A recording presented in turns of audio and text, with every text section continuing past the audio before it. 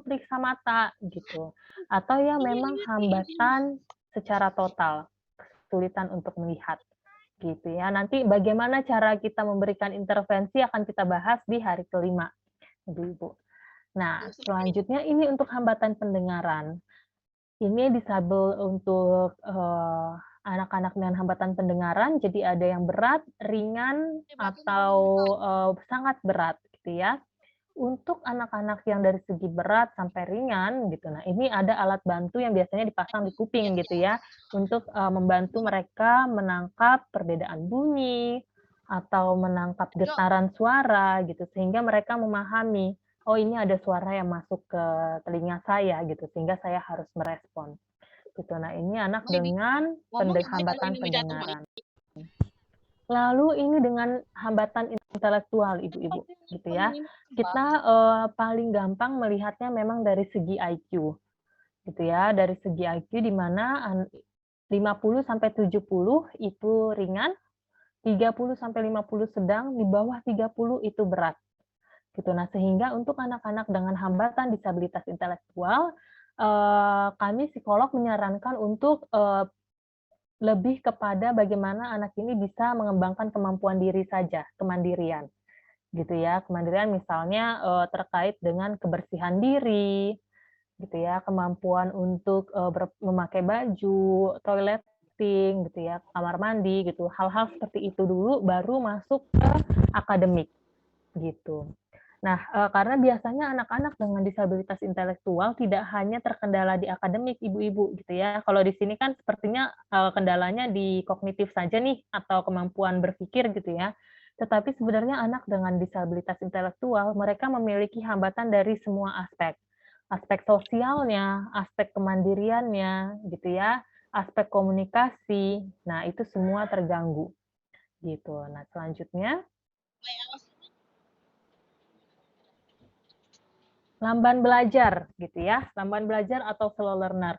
Nah, kalau untuk ini, untuk kasus TK ini kita belum bisa, diagnosa ini ya, ibu-ibu gitu ya, indikasi juga belum, karena biasanya untuk anak-anak dengan hambatan kognitif gitu ya, atau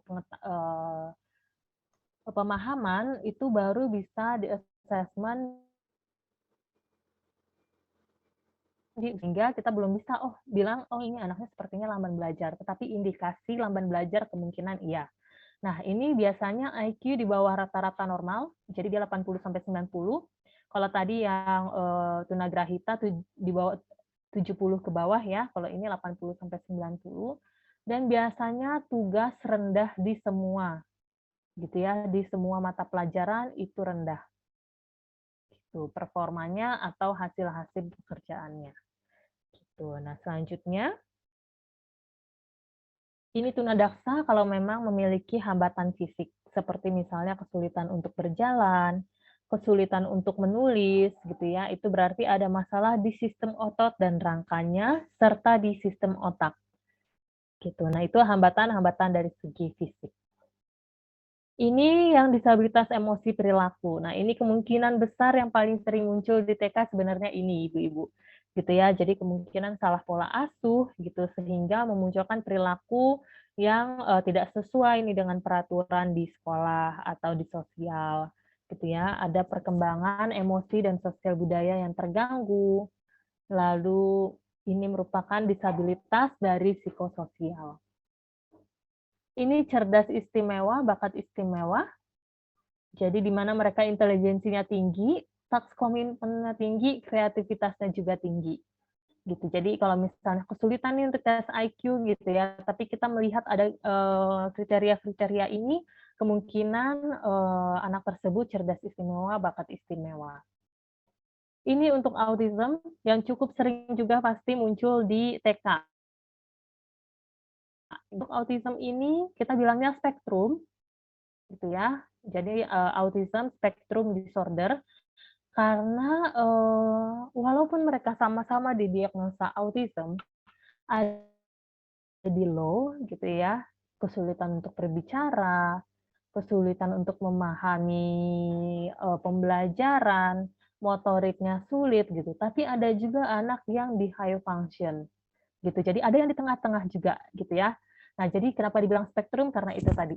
Gitu. Jadi rentang kemampuan berbeda-beda meskipun diagnosanya sama-sama autism. Kriterianya apa? Komunikasi sosial dan perilaku terganggu. Gitu ya. Komunikasi sosial yang paling pertama terlihat adalah ketidakmampuan untuk kontak mata ibu-ibu. Gitu, melakukan kontak mata, ketika dipanggil tidak menoleh, gitu ya. Lalu biasanya terjadi sebelum usia 3 tahun, dan ini spektrum, karena karakteristiknya bisa berbeda. Nah, biasanya ada karakteristik lain, misalnya seperti mengulang-ulang naskah film, gitu ya, atau mengulang iklan, mengulang-ulang lagu, gitu. Kalau dia lagi kesel yang muncul itu, gitu ya, The Wheels on the Bus, gitu, diulang-ulang terus. Atau kaku, kalau misalnya anaknya biasa nyampe ke sekolah, buka sepatu dulu, baru taruh tas, baru duduk, besoknya kalau kita ganti misalnya rak sepatunya bergeser gitu ya, atau tidak ada sehingga sepatunya harus di lantai. Itu bisa menjadi pemicu anak tersebut tantrum gitu. Nah, itu kaku juga menjadi satu kriteria dari anak dengan autism. Selanjutnya, ini ADHD, Ibu-Ibu. Kalau misalnya ada yang bertanya kemarin, ini kesulitan nih, selalu bergerak-gerak terus, duduk juga nggak tahan lama, ada kemungkinan dia ADHD. Tetapi ADHD ini juga sama, Ibu-Ibu. Baru bisa kita bilang anak itu ADHD ketika usia 7 tahun. Dan karena ini tadi masalahnya di otak, ini ya, kita harus kerjasama dengan neurolog untuk mengindikasikan ini adalah ADHD. Gitu ya. Karena kalau beneran ADHD, tidak bisa hanya kita yang bekerja, ya, kita yang menstimulasi untuk anak-anak dengan ADHD. Nah, biasanya untuk anak-anak dengan usia 5 tahun ke bawah atau 6 tahun ke bawah, mereka cenderung masalah di sensori, Ibu-Ibu. Nah, ini mungkin nanti saya jelaskannya di hari ke besok ya, Bu ya, gitu ya, hari kelima. Mereka masalahnya di sensori, karena sensorinya belum optimal atau alat inderanya belum optimal, sehingga menyebabkan mereka hiperaktif. Gitu. Jadi bukan ADHD-nya, gitu ya. Lebih kepada masalah sensori. Nah, untuk ADHD ada yang masalah di pemusatan perhatian, tapi ada juga masalah yang di hiperaktif atau impulsif. Seperti misalnya ketika mereka memukul mau colek temennya gitu. Menurut dia cuma manggil gitu ya, tapi menurut temennya itu udah mukul gitu. Nah, jadi itu masalah-masalah dari segi hiperaktif dan impulsif. Ini kesulitan belajar spesifik baru bisa didiagnosa di usia kelas 3 SD, Ibu-ibu ya. Jadi udah kelas besar. Disleksia untuk kesulitan dalam memahami bacaan, diskalkulia terkait dengan angka, disgrafia terkait dengan menulis. Nah, untuk anak-anak TK, mungkin akan ada nih yang di sekolah kok dia nggak bisa ya huruf A sampai huruf Z. Gitu. Apakah ini disleksia? Kita belum tahu nih, Ibu-Ibu. Gitu ya, ada kemungkinan memang stimulasinya yang belum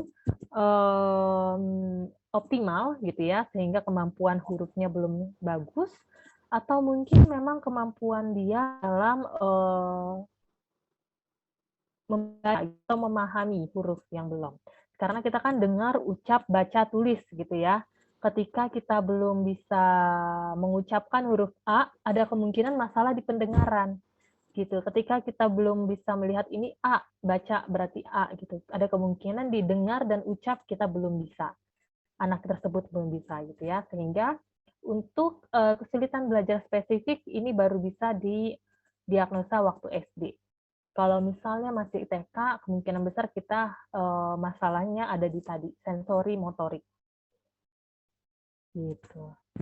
Baik, Ibu-Ibu, terkait dengan keragaman ini sudah selesai. Silahkan kita diskusikan nih, Ibu-Ibu. Masih ada sisa setengah jam lagi. Mari kita diskusikan bagaimana di sekolah Ibu-Ibu semua. Kemarin cukup banyak nih yang muncul kasusnya. Kira-kira bagaimana? Silakan, Bu Termini. Ibu, kebetulan saya baru mengalami tahun ini, ya seperti Ibu Aris tadi agak kecolongan gitu. Kebetulan ada dua anak yang memang kami kecolongan. Kalau yang satu orang tuanya itu dia ngakui bahwasanya anaknya memang ada keterlambatan bicara. Kita masih bisalah sama sesama guru, oh ya udah nggak apa-apa seperti itu. Tapi yang dua ini memang kita kecolongan gitu. Pas waktu pendaftaran itu memang anaknya tidak dibawa, alasannya pulang kampung atau gimana gitu. Nah, pas terakhir besoknya mau masuk, pas hari Sabtunya itu anaknya dibawa karena mau mengambil seragam. Nah, kita lihat itu anak itu memang satu memang tidak bisa bicara, terus keduanya kelihatan kayak autis Bu, kalau memandang tuh begini. Nah, matanya satu gitu yang gini gitu kan. Nah, terus kebetulan karena memang dari pihak sekolah itu nggak mengetahui anak dua itu, yang satu tidak bisa bicara sama anak yang kelihatan seperti autis itu ada di kelas saya gitu kan. Jadi saya sempat waduh bagaimana nih, saya nggak untuk menangannya seperti apa gitu kan. Terus ada lagi anak itu satu ya, dia suka terbalik Bu, kalau mengatakan buka itu maksudnya ditutup, nah seperti itu. Itu termasuk ke dalam kategori apa? Anak yang autis ini selama udah masuk ke 4 bulan ini dia belum bisa belajar dengan anak-anak, mau di luar saja. Terus kami sebenarnya kekurangan ini sih guru gitu, dalam arti untuk menangani itu kita belum ada tenaga pendidik, jadi kerjasama dengan penjaga sekolah menurut. Terima kasih. Mungkin pertama kita pastiin dulu nih Bu, apakah memang autism atau tidak gitu ya. Karena kalau misalnya dari cara memandang ada kemungkinan dia menghambatkan penglihatan nih. Gitu. Kecuali memang dari segi sosial komunikasinya juga terhambat, ada kemungkinan dia autism Bu. Ternyata dia autism dan pada akhirnya sekarang memilih untuk belajar di luar kelas dulu gitu. Nah, itu tidak apa-apa selama beberapa kali sesi gitu ya, Bu. Nah, tetapi nanti ketika terlihat dia sudah cukup nyaman datang ke sekolah, itu boleh berangsur-angsur dimasukkan ke kelas. Misalnya dari 5 hari itu 1 hari di kelas, 4 hari di luar. Gitu ya. Baru nanti 2 hari di kelas, 3 hari di luar. Atau biarkan dia dulu untuk di luar, nanti dibawa masuk ke dalam kelas, baru di luar lagi. Biasanya karena mereka ini kesulitan untuk komunikasi sosial, Bu, kita pakai jadwal tertulis dan ada gambar gitu. Jadi pagi-pagi minta orang tua gitu ya, orang tua di rumah sudah menyampaikan, kamu nanti di sekolah jadwalnya ini gitu ya. Udah ada jadwal visualnya. Kalau misalnya kita cari di ini sebenarnya bahasan untuk besok nih Bu, gitu ya. Oh gitu. Nah ini kita bisa cari, ini saya cek deh, nggak apa-apa. Kemungkinan besar, yang pasti kita harus cari dulu nih Bu, ini kemungkinan besar autism atau tidak. Nah, untuk anak-anak dengan autism ini cukup membantu nih Bu, gitu ya, adanya visual schedule atau jadwal tetapi di dalam bentuk gambar. Gitu. Nah, ini juga nanti yang akan membantu dia untuk masuk ke dalam kelas. Gitu. Jadi di dalam kelas kamu ngapain gitu. Kalau udah selesai satu bisa dicentang. Kenapa Bu? Oh, bisa dicentang gitu ya, bisa dicentang atau dipindahkan gitu. Jadi dalam bentuk velcro gitu Bu, yang bisa dicabut tempel, dipindahkan ke tempat yang kosong seperti ini, yang di sebelah kanan. Gitu. Nah, ini akan membantu anak-anak dengan autism nih Bu. Gitu ya. Karena kemungkinan besar dia masalah dari segi pertama adaptasinya dulu dengan sekolah gitu ya. Lalu adaptasi dengan kegiatannya. Jadi biarkan dulu adaptasi dengan sekolah, baru kegiatannya kita pakai visual schedule ini. Gitu, Ibu. Lalu, selanjutnya tadi, kriterianya apalagi Bu yang ada di sekolah selain autism? Yang itu Bu, apa namanya? Dia suka terbalik Oh, kalau oke. minta tolong dibuka, tapi dia bilangnya tutup seperti itu. Mhm. Nah, kalau itu sebenarnya tidak termasuk hambatan, Bu, gitu ya. Hanya, mungkin memang perlu pengembangan bahasa saja, Hmm. gitu. Pengembangan bahasa, buka itu seperti apa, tutup itu seperti apa, gitu ya. Mungkin dia, kalau ngelihat pintu kan suka buka tutup sendiri, itu bingung gitu kali ya. Nah, jadi, dari prakteknya juga nih, Bu, gitu. Mungkin di rumah bisa distimulasi minta orang tuanya, terkait pengembangan bahasa. Terima kasih Bu Dita. Sama-sama, Ibu. Silakan Bu Dini.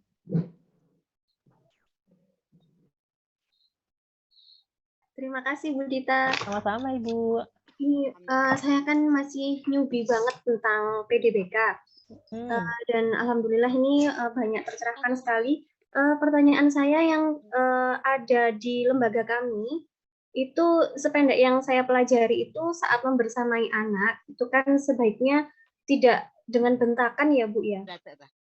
Untuk menjaga sambungan simpul syaraf ke otak biar bekerja dengan baik. Tapi saat menjumpai PDBK yang didampingi oleh shadow, itu malah yang saya temui malah sebaliknya, Bu Dita. Jadi bagaimana untuk menyikapi itu? Kadang itu juga kan mereka kan bergabung dengan teman-teman di kelas reguler. Jadi saat tantrum itu ada bentakan-bentakan ke PDBK dan itu tuh juga apa ya fokus anak-anak yang lainnya juga jadi berubah gitu. Mohon pencerahannya Bu Dita, iya. Nah, mungkin ketika anak tantrum, sebenarnya bukan membentak ya Bu, lebih ke tegas gitu. Nah, anak-anak dengan autism atau anak dengan masalah sensori, ibu-ibu, mereka sangat peka dengan apa ya, nada suara kita nih, gitu. Kalau ini kan saya santai gitu ya. Tapi ketika saya bilang, "Ayo duduk," gitu. Nah, nada kita tuh datar gitu ya, dengan suara yang keras, tetapi bukan membentak. Mereka sangat peka nih, gitu. Jadi hanya bilang, "Udah ya, selesai," gitu. Nah, kayak gitu aja tuh, sebenarnya anak dengan autism atau dengan anak masalah sensori mereka sudah langsung ngeh, saya diminta seperti apa. Nah, mungkin itu nanti shadow teacher-nya bisa nih Bu, diajarin, jangan dibentak gitu, tetapi nggak apa-apa tegas, nada suara tegas, tetapi bukan membentak. Nah gitu, nah terkadang memang, jadi agak bingung 2 arti ini nih Bu, gitu ya. Mungkin dengan tegas dianggapnya berarti suaranya harus keras gitu, padahal tidak.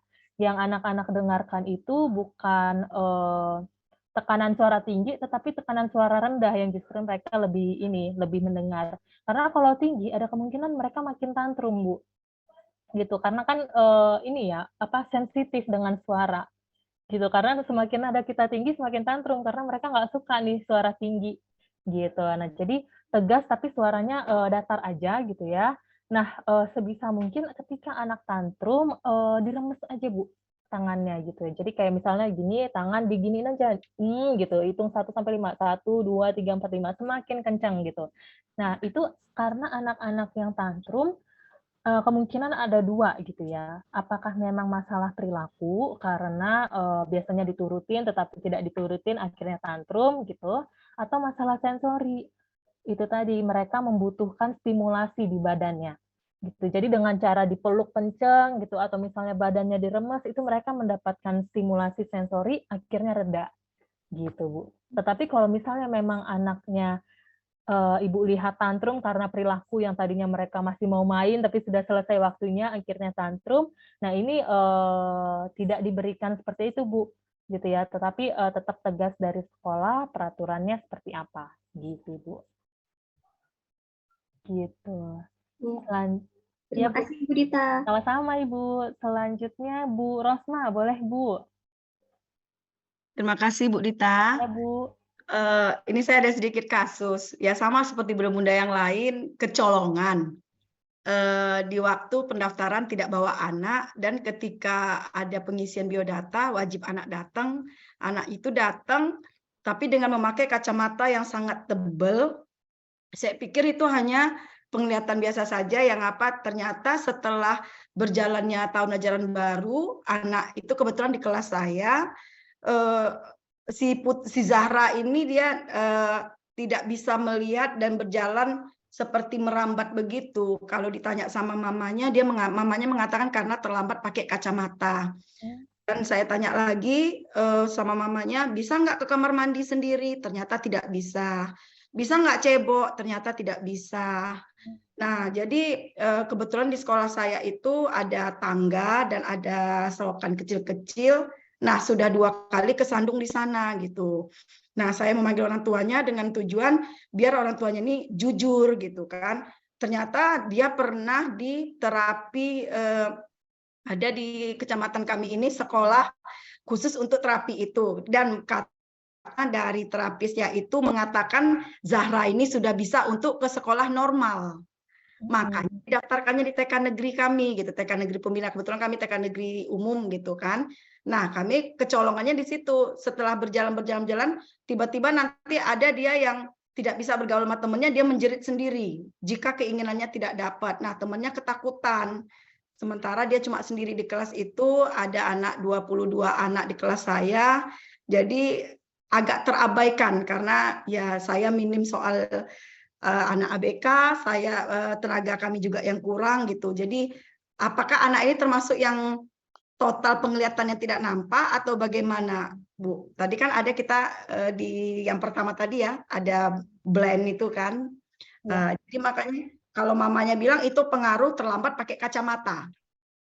Tapi entah bawaan lahir atau gimana saya nggak tahu. Sepertinya dia hanya melihat dari cahaya. Kalau misalnya ada cahaya, dia bisa jalan. Kalau nggak ada cahaya, dia nabrak-nabrak, kan berbahaya. Sementara di dalam kelas itu ada meja, ada kursi, dan ada tangga sedikit gitu.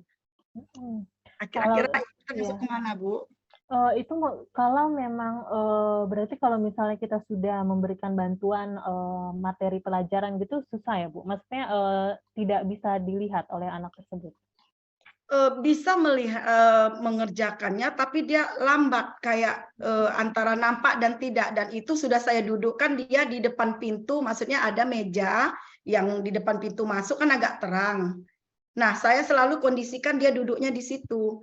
Nah, dia bisa tapi selalu ketinggalan dari teman-teman yang lain, karena mungkin nggak nampak tadi. Iya. Nah, kalau itu selama dia ternyata masih bisa mengerjakan gitu, itu masuknya ke low vision, Bu. Gitu.